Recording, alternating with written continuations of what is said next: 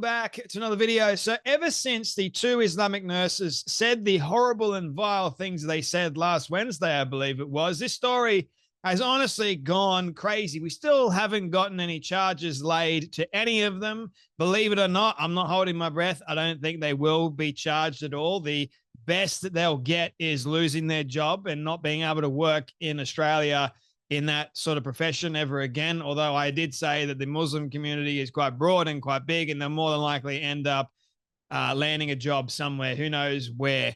But this story not only has gone all over the world, but we've seen some crazy headlines, right? We've seen the Muslim leader community in Sydney, Australia, but not just in Sydney, Australia, but all across Australia itself and the world, believe it or not. That's how crazy this story has gotten. Defend the words that were said by these two Islamic nurses, believe it or not. We've seen politicians in our own government, Muslim politicians, say and defend the words and the actions of the two Islamic nurses. Unacceptable behavior. We don't see them at all condemning what they said. They even make excuses. We've seen the two nurses play the victim, claim that it's a joke, hide behind their lawyers, and claim to have apologized behind their lawyers. They're not willing to face the press. They're not willing to face the community at all. No, according to the Muslim leaders, if you even want to call them leaders at all, they're not leading anyone anywhere good, if you ask me. But according to these people, the ones that are defending the Islamic nurses, they've been hard done by enough. There's been too much public shaming, and also, get this, Islamophobia. I don't know how Islamophobia even exists. It's not a fear of mine at all, because Islam is not a race. And I don't have an irrational fear of Islamic people, believe it or not. What I have a fear of are radical Islamists that don't want me to be in my own damn country, thank you very much. They want to take over. I'm not afraid of regular peace-loving Muslims at all. I shouldn't be, because they're peace and loving. They're willing to assimilate. And I have Muslim friends that are peaceful and loving. What I'm scared of is a radicalized ideology like Islam actually is, that these Muslim people take on board to the nth degree and want Sharia law in this country. They want to take over. And they've said it as clear as day. They don't like anyone else except Muslims. And so the government as well wants to help establish them as sort of like this race in Australia, even though Islam is not a race. It's a religion. It's a death cult. I've said many times. It's exactly what it is. Have you read the Quran? Have you read what Muhammad has done? Oh, Jay, you're just being hateful. No, I'm not being hateful. I'm telling the truth. That's exactly what it is. How do you explain countless Muslims becoming radicalized and becoming extremists? How do you explain all the hate that is coming from them? Oh, Jay, it's just, they don't. Honestly, I'm looking at this going, as an Australian, someone that was born here, someone that doesn't mind multiculturalism at all, this is shaping up to be the worst multicultural experiment I have ever seen in my life.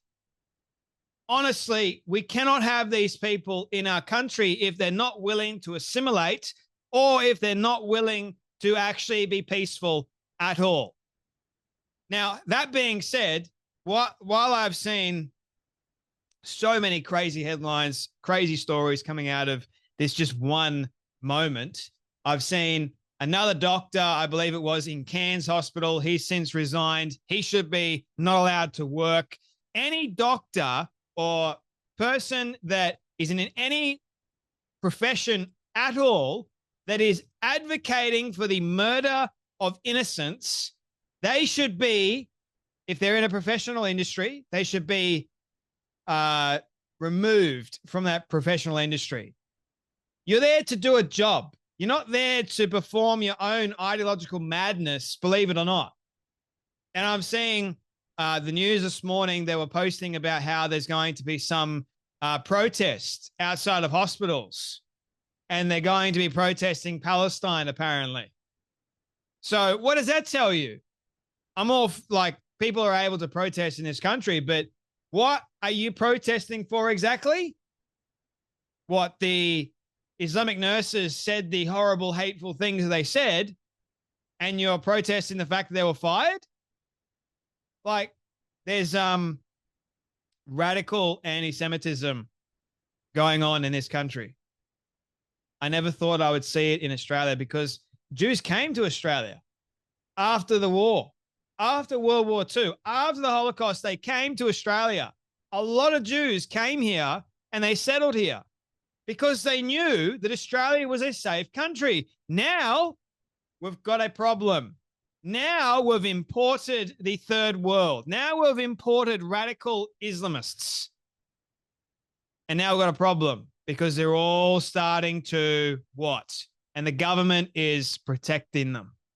Oh, they're more than happy to get up there and make a speech, but do absolutely nothing at all to protect the Jewish community. Oh, we'll just, we condemn this in the strongest possible terms. Right. I think that's really working. That's really scaring the people from saying the things they're saying, because they're doing it now in droves. It's almost like you've made them more and more loud and proud, more and more bold and brazen, like the two Islamic nurses were. And it doesn't stop there, ladies and gentlemen, because this is the point of my video today. The Lebanese Muslim Association of Australia and the radical Lakemba Mosque in Sydney just put out a statement declaring that the Sydney nurses video was a Zionist plot to make Muslims look bad. You can't make any of this shit up anymore, ladies and gentlemen. You really can't. I thought that this story would just be about these two nurses saying the horrible things that they said, and we would condemn the two people and what they said, and that they would get punished for saying the things that they said, because we can't have that sort of stuff in our country, right? I thought that would be the end of it. I thought they would get charged. Clearly, that's not going to happen now. I'm not holding my breath. But oh, my goodness, we've had them playing the victim. We've had, it's just a joke. But how in the world can you spin the story now to say that the video was a Zionist plot to make the Islamic nurses look bad when they're the ones that said the horrible things that they said? It wasn't edited to make them look bad. They did it on their own damn accord, for goodness sake. It's their own fault. And they didn't realize that the video would go so crazy as it did. And now they're reeling because of the major backlash about it.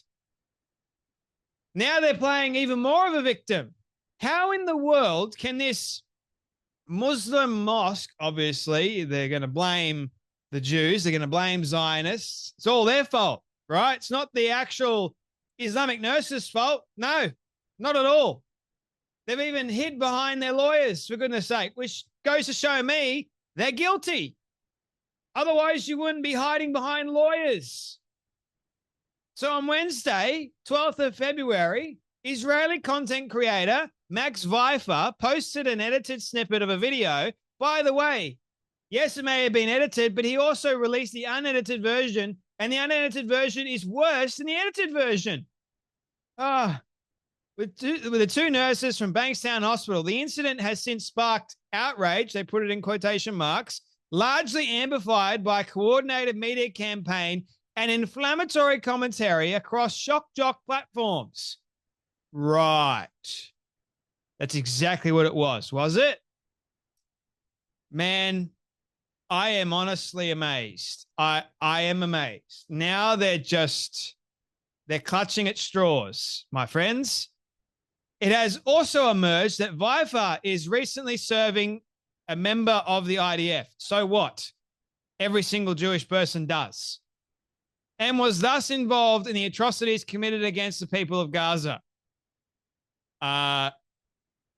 He was defending his own country from the horrors that the terror group Hamas committed. Right, okay. The Lebanese Muslim Association, LMA, alongside Brotherhood Masjid, that doesn't sound like a peaceful organization, does it? Brotherhood. And our affiliate mosques acknowledge that the statements made by the nurses were inappropriate and unacceptable, particularly in the context of professional healthcare responsibilities. Notice how they don't condemn it? Oh, it was inappropriate and unacceptable. So, yeah, wishing upon Jews, oh, it's inappropriate behavior and unacceptable, particularly in the context of the profession of healthcare responsibilities. It's not acceptable anywhere. Doesn't matter if you're in healthcare or not. You should not be saying it. You shouldn't believe it either. How about that? Oh, it's just, it's not acceptable. It's inappropriate. Inappropriate behavior. The sanctity of medical ethics must be upheld, and all patients must be treated with care, respect, regardless of political and national identity. Well, we've got to say that because that makes us look like we're bipartisan, right? Sure you are. The nurses in question should be held accountable under appropriate professional standards. Okay, they should be charged for what they said because it's under the new hate speech laws, right? They should be charged. However, there shouldn't be a however. You should just have left it at that. But they continue, ladies and gentlemen. However, the disproportionate response and selective outrage surrounding this incident expose the broader hypocrisy at play. Clearly, there's definitely hypocrisy at play with two nurses that claim to be Muslims that are wishing, you know what, upon a group of people. Yeah, right. Okay. Definitely hypocrisy there, ladies and gentlemen. The LMA is in conjunction with other Muslim groups representing the Muslim community in Australia, emphasizes the following key points: selective outrage and political convenience. Right. And if you want to read the whole thing, they talk about the New South Wales Health Minister, Albanese, and selective other individuals have made comments.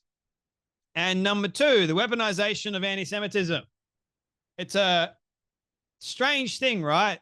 You can weaponize anti-Semitism to suit your own agenda somehow, according to the Muslim Brotherhood or the Islamic group of people, the Lebanese Muslim Association in the mosques.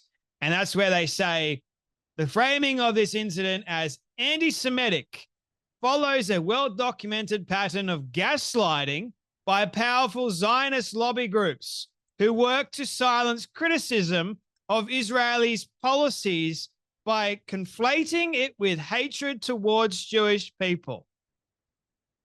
We are clear. The condemnation of Israel's action in a direct response to its violent and inhumane policies, not an expression of hatred towards Jewish people.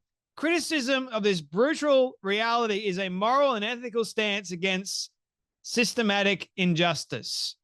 Attempts to equate outrage over war crimes with anti-Semitism are not only intellectually dishonest, but also dangerous, as they distort legitimate advocacy for human rights and undermine efforts to combat real racism and discrimination. Right. So the real anti-Semitism that's going on here that I heard from your groups, the Muslim people that were so outraged that Israel actually retaliated against the terror group after their terror attack. So you guys going around on the Sydney Opera House yelling and screaming horrific and vile remarks, that's not anti-Semitism. Oh, that's just a plot from the Zionist groups to paint Muslims as bad people. So what you're saying is the Zionists told the two Sydney nurses what to say. Is that what you're saying? Because that's what it kind of sounds like. The two Sydney nurses cannot be blamed for what they said towards the Jewish people. And they're, you know, like, what is the point in saying that their behavior is inappropriate and unacceptable, and then you blame you blame it all on Zionists. You blame it all on Jewish people. Like, you can't make any of this stuff up anymore, ladies and gentlemen. You really can't. It's just, I'm looking at this and going, what the actual hell, man? Are you that much of a dingbat? Are you that dumb? Are you that radical? Probably all the above. It's social cohesion at its best, at its finest, my friends. Like, I'm looking at this story and I'm like, I'm actually a little bit surprised, believe it or not. Like, I did not expect them to try and blame it on Zionists or Israelis or Jewish people at all. I did not expect them to do that, but they have. Yeah, it's all the editing, ladies and gentlemen. It's all the how can you edit out what they said? He didn't edit out anything that they said. They said what they said. You can't spin that at all and say that it was Zionists. Like, what? I understand defending. I expected them to be defended, like, for what they said by Muslim leaders. But this takes the defending to another level entirely, ladies and gentlemen. And I'm like, whoa, man, we're living in a world that I can't believe sometimes. I really, really can't believe it. Like, imagine the Muslim leaders, what's a good way to point people away from what was said? I know. We're going to say that it was the Zionists that did it. Unflippin' believable, man. Unreal. So anyway, if more crazy stories like this keeps coming out, I'm just going to keep making videos about it. So the more they, defend or praise the actions of those two Sydney nurses, then the more I'm going to be making videos about, hey, you guys are actually in the wrong. Why can't you take some personal responsibility and admit that you did the wrong thing? And there's consequences to doing the wrong thing. Don't double down or triple down and then have all the communities come in and just go, nah, everybody else that has condemned these two nurses, they're the problem, not the two nurses that said the horrible things they said. Wow. Honestly, wow. And maybe so many of you that follow me and leave comments are going to be like, oh, I expected this. Wow. Okay. If you did, fantastic. Maybe you may be surprised like I am. Anyway, that's enough from me. I probably chewed your ears off enough, but you guys take care, be blessed, and I'll see you all in the next video.